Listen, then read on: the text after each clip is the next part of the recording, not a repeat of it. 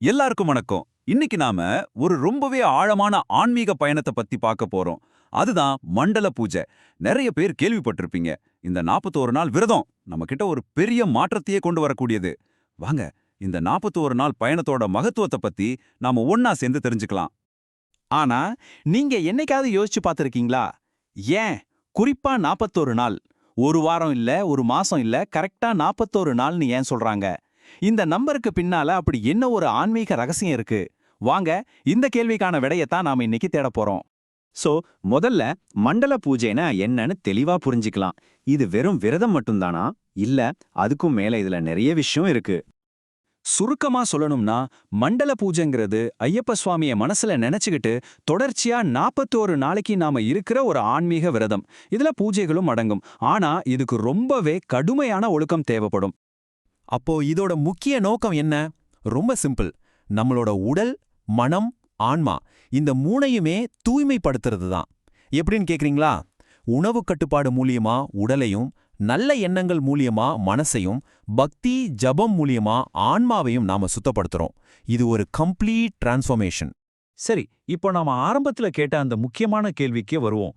ஏன் 7 நாள் இல்ல, 21 நாள் இல்ல, கரெக்டா இந்த 41ங்கிற நம்பர்ல அப்படி என்னதான் ஸ்பெஷல்? அதுக்குள்ள என்ன ரகசியம் இருக்கு? முதல்ல ஒன்னு தெரிஞ்சுக்கோங்க, இந்த 41ங்கிற நம்பர் ஏதோ சும்மா ரேண்டமா எடுத்ததில்ல. இதுக்கு பின்னால சயின்டிஃபிக்காவும் ஸ்பிரிச்சுவலாவும் ரொம்ப வலுவான ஒரு காரணம் இருக்கு. ஒரு இன்ட்ரெஸ்டிங்கான விஷயம் என்னன்னா, சைக்காலஜி படி நம்ம மனசு ஒரு புது பழக்கத்தை முழுசா ஏத்துக்கிட்டு அதை நம்மளோட ஒரு பகுதியா மாத்திக்கிறதுக்கு கிட்டத்தட்ட 41 நாள் ஆகுமா. இந்த டைம்ல ஒரு விஷயத்தை நாம திரும்ப திரும்ப செஞ்சா அதுவே நம்மளோட வாடிக்கையா மாறிடும். இந்த 41 நாள் பயிற்சியோட நோக்கமும் இதுதான். நம்ம மனசுல இருக்கிற தேவையில்லாத நெகட்டிவ் எண்ணங்களை எல்லாம் எடுத்துட்டு அந்த இடத்துல நல்ல பாசிட்டிவான எண்ணங்களை வளர்க்கிறது. இது நம்ம மனசையே மாத்தக்கூடிய ஒரு ஆழமான பயிற்சி. இன்னொரு முக்கியமான விஷயம், ஐயப்ப சுவாமிய நாம பிரம்மச்சரியத்தோட வடிவமா, அதாவது புலனடக்கத்தோட வடிவமா பார்க்கறோம்.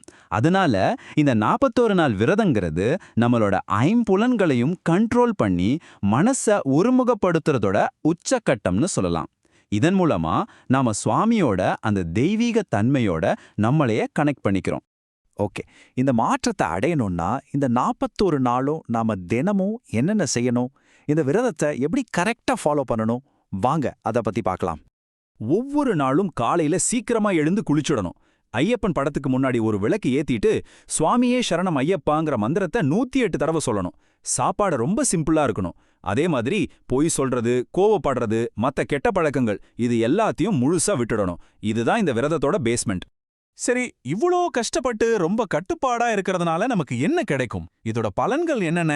அதையும் தெரிஞ்சுக்க வேண்டாமா? வாங்க பார்க்கலாம். இந்த விரதத்தோட பலன்கள் பாத்தீங்கன்னா நிறைய இருக்கு. மனசுக்கு ஒரு நிம்மதி கிடைக்கும், குடும்பத்துல ஒற்றுமை அதிகமாகும், நம்மளோட கஷ்டங்கள் எல்லாம் விலக ஆரம்பிக்கும். எல்லாத்துக்கும் மேல நம்ம வாழ்க்கையில ஒரு பாசிட்டிவான மாற்றம் வரும். ஐயப்ப சுவாமியோட பரிபூர்ண அருளும் நமக்கு கிடைக்கும். இந்த விரதத்தை முடிச்சவங்க கிட்ட கேட்டா அவங்க எல்லாருமே சொல்ற ஒரு பவர்ஃபுல்லான விஷயம் என்ன தெரியுமா? 41 நாள் முடிஞ்சதுக்கு அப்புறம் நாம பழைய ஆளா இருக்கவே மாட்டோம். இது சும்மா சொல்ற வார்த்தை இல்ல, உண்மையாவே அவங்க வாழ்க்கையில நடந்த மாற்றத்தோட அனுபவம். அப்போ இந்த மண்டல பூஜைய நம்ம எப்படி பார்க்கணும்? இது வெறும் ஒரு மத சடங்கு மட்டும்தானா? நிச்சயமா இல்ல. அதோட உண்மையான அர்த்தம் ரொம்பவே ஆழமானது. சொல்லப்போனா மண்டல பூஜைங்கிறது ஒரு சடங்கு கிடையாது. இது ஒரு லைஃப் ட்ரைனிங். நம்மள நாமளே எப்படி செதுக்கிக்கிறது, எப்படி ஒரு நல்ல மனுஷனா வாழ்றதுன்னு கத்துக் கொடுக்கிற ஒரு பிராக்டிக்கல் ட்ரைனிங். கடைசியா சொல்லணும்னா, மண்டல பூஜைங்கிறது வேற ஒன்றும் இல்ல, ஐயப்ப சுவாமி கூட நம்மள கனெக்ட் பண்ணிக்கிறதுக்கான ஒரு அற்புதமான ஆன்மீக பாதை. இந்த 41 நாள் பயணத்தோட இறுதியில நாம அந்த இறைவனுக்கு ரொம்ப பக்கத்துல இருக்கிறத நம்மளால நல்லா உணர முடியும். சுவாமியே சரணம் ஐயப்பா.